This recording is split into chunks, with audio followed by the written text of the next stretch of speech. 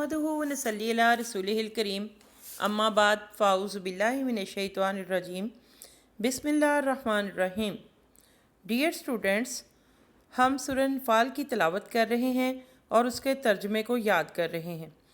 آج ہم رکوع نمبر 8 پر ہیں اور آیت نمبر 62، 63، 64 آپ ان آیات کی آج تلاوت کریں گے اور اس کے ساتھ ساتھ ترجمہ اور اس کی تفسیر کو سمجھنے کے بعد سوالات و جوابات اس کے دیں گے، سوالوں کے جوابات ہم دے سکیں گے۔ سب سے پہلے آپ لوگ اس کو ان آیات کو غور سے سنیں، اس کے تلفظ پر غور کریں اور تاکہ آپ اچھے طریقے سے تلاوت کر سکیں۔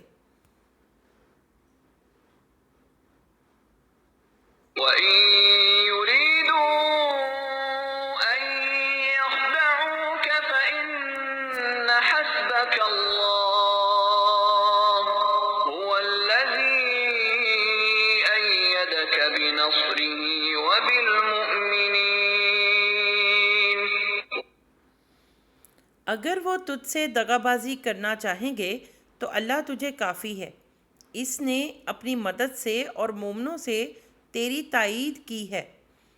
بچوں، اس آیت کا مطلب یہ ہے کہ اگر جو نبی پاک صلی اللہ علیہ وآلہ وسلم جب مکہ سے مدینہ ہجرت کر کے گئے تو وہاں پر ان سے وعدہ کر کے وعدہ خلافی کرنے والے بہت سارے لوگ تھے، جن میں یہودی جو تھے وہ سر فہرست تھے۔ یہودی نبی پاک صلی اللہ علیہ وآلہ وسلم کے ساتھ دھوکہ کرتے اور ان کو جو ہے وہ غلط ان کے ساتھ وعدہ خلافی کرتے رہتے تھے۔ تو نبی پاک صلی اللہ علیہ وآلہ وسلم کو اللہ تعالیٰ کی طرف سے یہ حکم ہوا کہ یہودی اگر تم سے وعدہ خلافی کرتے ہیں تو اس کے لیے تم پریشان نہ ہو، تجھے صرف اللہ ہی کافی ہے، اسی لیے اپنی مدد سے اور مومنوں سے تمہاری تائید کی ہے، یعنی مومنوں کے ذریعے جو تمہاری اتنی مدد کر دی ہے یا رسول اللہ صلی اللہ علیہ وآلہ وسلم، تو آپ اس کے لیے پریشان مت ہوں۔ اگر وہ آپ سے وعدہ خلافی کرتے ہیں تو آپ بھی ان پر آپ کے لیے ضروری نہیں ہے کہ آپ اپنے جو وعدے پر قائم رہیں، آپ ان کے ساتھ کھلم کھلا ان کو جا کے اعلان کریں گے کہ ہم بھی آپ کے وعدے کی وجہ سے، کیونکہ آپ نے وعدہ خلافی کی ہے تو ہم بھی اس میں وعدہ خلافی کر سکتے ہیں یا پھر وعدہ توڑ رہے ہیں۔ نیکسٹ آیت دیکھیں بیٹے۔ وَأَلَّفَ بَيْنَ قُلُوبِهِمْ لَوْ أَنفَقْتَ مَا فِي الْأَرْضِ جَمِيعًا مَا أَلَّفْتَ بَيْنَ قُلُوبِهِمْ وَلَكِنَّ اللَّهَ أَلَّفَ بَيْنَهُمْ إِنَّهُ عَزِيزٌ حَكِيمٌ۔ ان کے دلوں میں باہمی الفت بھی اسی نے ڈالی ہے۔ زمین میں جو کچھ ہے تو اگر سارے کا سارا بھی خرچ کر ڈالتا تو بھی ان کے دلوں میں آپس میں نہ ملا سکتا۔ یہ تو اللہ ہی نے ان میں الفت ڈال دی، وہ غالب حکمتوں والا ہے۔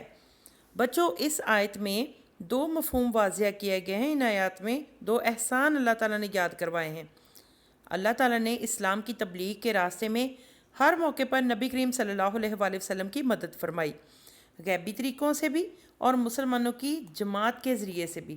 اللہ تعالیٰ نے مسلمانوں میں باہمی اتحاد پیدا کیا اور اس متحد جماعت سے آپ کو تقویت بخشی، یعنی آپ کو طاقت بخشی، آپ کے لیے وہ طاقت کا سبب بنے۔ دوسرا جو پوائنٹ ہے اس میں بچوں یہ ہے کہ اسلام سے قبل عرب کے لوگ جاہل، وہ گمراہ تھے، جہالت میں غرق ہونے کی وجہ سے محبت و الفت سے ناآشنا تھے، یعنی ان کو بالکل نہیں پتہ تھا کہ محبت کیا چیز ہوتی ہے، اچھے طریقے سے کیسے ملا جاتا ہے۔ یہ لوگ آپس میں ایک دوسرے کے خلاف لڑتے رہتے تھے۔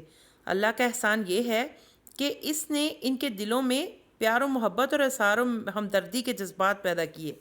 نسل در نسل اور صدیوں تک رہنے والے دشمنوں کے دلوں میں بہت ساری دولت خرچ کر کے بھی الفت پیدا نہیں کی جا سکتی تھی، یہ کام صرف اللہ ہی کر سکتا تھا۔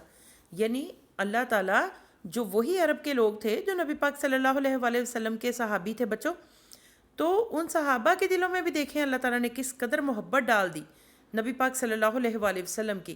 اگر ساری دنیا کی جو دولت ہے وہ بھی خرچ کر دی جاتی تو ان کے دلوں میں اس طرح کی محبت پیدا کر ہی نہیں سکتے تھا کوئی بھی، لیکن صرف اللہ کے سوا کہ اللہ تعالیٰ نے ان تمام صحابہ کے دلوں میں جو نبی پاک صلی اللہ علیہ وآلہ وسلم کے ساتھی بنے، اسلام کو پھیلانے میں مددگار بنے، تو ان کے دلوں میں جو محبت ڈال دی تھی۔ لاسٹ آیت ہے بچوں ہماری اس رکوع کی، آیت نمبر 64۔ پہلے اس کی تلاوت سنیں، پھر میں اس کو ایکسپلین کر دیتی ہوں۔ يا أيها النبي حسبك الله ومن اتبعك من المؤمنين۔ اے نبی، تجھے اللہ کافی ہے ان مومنوں کو جو تیری پیروی کر رہے ہیں۔ بچوں اس آیت میں اللہ سبحانہ تعالیٰ بیان کرتے ہیں کہ نبی پاک صلی اللہ علیہ وآلہ وسلم کی پیروی کرنے والوں کے لیے اللہ تعالیٰ کافی ہے۔ اللہ تعالیٰ کے کافی ہونے کا مطلب ہے کہ نبی پاک صلی اللہ علیہ وآلہ وسلم پر ایمان لانے والے لوگ صرف اللہ تعالیٰ پر بھروسہ کرتے ہیں، اسی کو اپنا کارساز مانتے ہیں اور ہر مشکل اور آزمائش کے وقت اسی کا سہارا ڈھونڈتے ہیں۔ جن لوگوں کو اللہ کی نصرت اور حمایت حاصل ہو، انہیں کسی اور سہارے کی ضرورت نہیں رہتی۔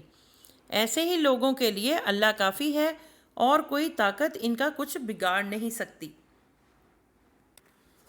صدق اللہ العظیم۔ ہوپ فلی آپ لوگوں کو یہ تینوں آیات بہت اچھے طریقے سے سمجھ آ چکی ہوں گی۔